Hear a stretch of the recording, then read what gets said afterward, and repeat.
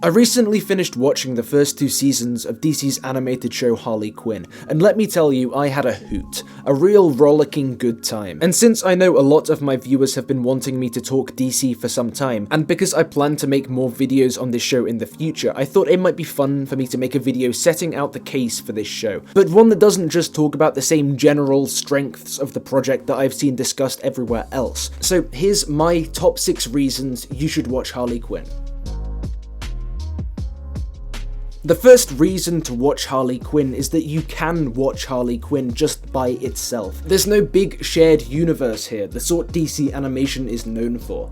And while something like the Timmverse is undoubtedly a massive accomplishment, there's also something to be said for a show like Harley Quinn, which you can just watch and appreciate in its entirety without any pre-existing knowledge or connections other than a passing familiarity with the Batman mythos. This is also the main reason I'm currently talking about Harley Quinn instead of something like Batman the Animated Series, because the knowledge that I could just watch these 2 seasons and be done lickety-split made the watching process feel somehow more manageable. On a textual level too, this separate nature works wonders for the types of stories Harley Quinn is able to tell. Because I'm trying to keep this fairly spoiler-free, I won't get too specific here, but let me just say that as a result of the unique, disconnected nature of the setting, the show is able to really shake up the status quo of this world and these characters.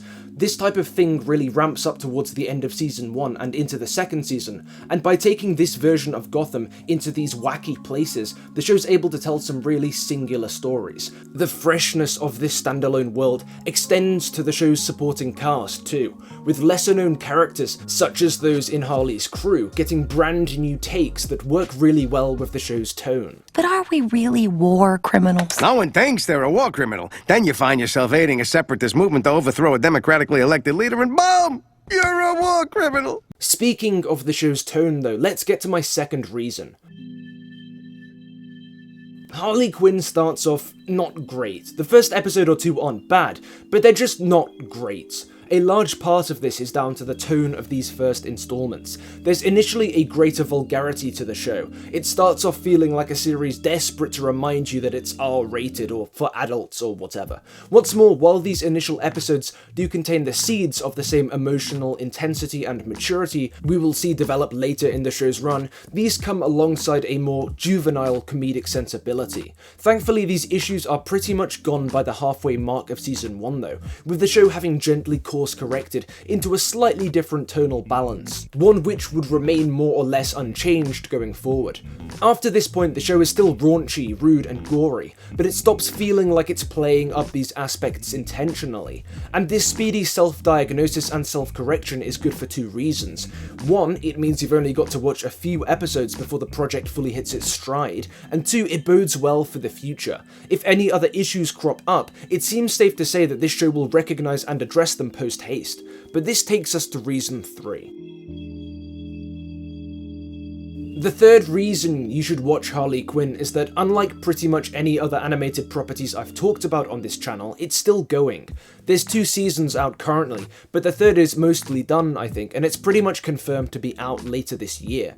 If you remember that whole hullabaloo earlier this year about DC forcibly removing a sequence in which Batman practices his cunning linguistic skill with Catwoman, that was from Harley Quinn season 3, so you can get into this show now with the knowledge that it doesn't end on some frustrating cliffhanger and that there's another batch of episodes just around the corner, seemingly with the same guts and panache as the first 2 seasons. Reason 4 is this show's insanely stacked voice cast. I mean, any show which unites Buster Bluth and Art Vandelay is alright in my book, but this call sheet is nuts. JB Smoove, Jim Rash, Phil Lamar, Alfred Molina, Jamila Jamil, Giancarlo Esposito as Lex Luthor, Diedrich Bader as Batman, Ron Funches' definitive version of King Shark, Alan Tudyk's awe-inspiring variety of hilarious performances across the board, Lake Bell as Poison Ivy, and Kaylee Cuoco as Harley herself. I've gone on record previously praising Lake Bell's voice acting in Marvel's What If, and she's even better as Ivy here, a fantastically dry delivery combined with a believably damaged, fragile, and vulnerable emotionality. And Kuoko's lead performance literally blew me away. Like, I was sat there watching this and I was physically tossed out the window from the quality of this performance. Well, that may be a slight exaggeration, but I spent my early teens watching an embarrassing amount of The Big Bang Theory, among other things. Yeah, I know. But it was hard for me at first to understand that Kaylee Cuoco could go from a performance as this to one as engrossing as this. Whose fault is that? Probably half Chuck Lorre's and half mine. Half mine, that is, for not realizing that even mediocre brain rot sitcoms can star actually good actors who might themselves find their shows just as limiting and bland as we do. And look, I know I said these were all more unique reasons why Harley Quinn goes hard, and I'm aware that other people have praised the voice cast, so I guess this one's not too unique, but this voice cast is so stellar that to not mention it would be a crime. Even the lesser characters are hilarious. Joker has kidnapped Bruce Springsteen. Some rat fuck stole the boss! Don't worry, the boss! We're coming for you, boss! And the main cast have moment after moment that made me laugh out loud. Come on, it's like when your mom says you're the prettiest girl in school. That's what my mom said! Shark genitalia is very hard to see. Until it isn't. But I could keep playing clips for hours, so at this point just take my word for it. This voice cast is great. Perhaps my favourite part of Harley Quinn is its thematic maturity. It's not just a funny cartoon with gripping narrative arcs and well-performed characters, no, it's also able to explore themes in genuinely interesting ways. A central theme, perhaps the central theme, of the show is femininity and what it means both as a shared construct between women and as what opposes the largely patriarchal power structures of this Gotham. In fact, a major through line of the first season, which plays out in tandem with Harley's ongoing conflict with the Joker, is a reclamation of female agency on Harley's part, though I'll save a more detailed discussion on this for a future dedicated video. The many female characters of the show are given engaging storylines and characterizations, which make them the natural highlights of the show without resorting to the over-sexualization which has plagued characters like Harley and Catwoman in the past. And I'm leaving this next bit very vague because, again, spoilers, but as the show goes on, it also dives into LGBTQ territories. By the end of season 2 then, Harley is a fairly queer text. And while it's not the responsibility of LGBTQ writers or characters to persuade bigots to abandon their prejudices, I do think that the gradual incremental way in which the hidden queer trappings are revealed in already developed characters might even open a mind or two. Because the progressive elements like this never feel performative, whatever that might mean. They become an essential part of this world and of these characters, and once they're made overt, you begin to see that they were always there. Maybe one bigot watching the show might then realize that just like with these characters, people in the real world with different sexualities are just being true to who they are and who they always have been.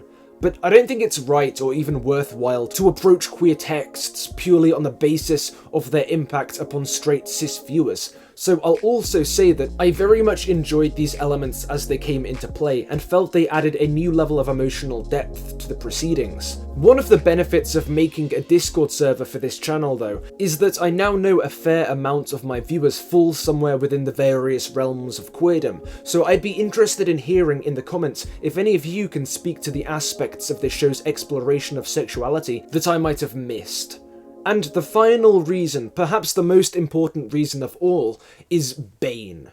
It's Bane. Bane is by far the standout character in a show full of standout characters, and he violently steals any scene he's in.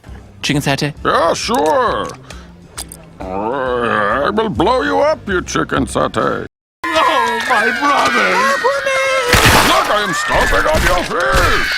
Stop it! Bane, stop it! In my eyes, this is the definitive version of the character. And you know what? I don't even mind who I annoy with that statement. This Bane, this hammy line delivery is iconic, and both the hilarity of his weird Bane schemes and the surprisingly intelligent prison system he created in the pit are highlights of this show that I genuinely didn't see coming. We try to cultivate positive thinking in the pit. Teach our guests to redirect aggressive energies like maiming and killing. So yeah, if you haven't already, watched this show, for Bane if for no other reason. But I'm gonna wrap up here because I was hoping to make this one a shorter video, which I guess hasn't really worked. But if you're new here, might I suggest hitting that MF subscribe button? only because I will definitely be making more Harley Quinn content down the road. And it's gonna be real cool. But yeah, that's about it, so I'll just say a big thank you to all my patrons on screen now, especially Ian Fifield and Beyond My Way. Thanks for watching, smash that GD like button, and I'll see you soon.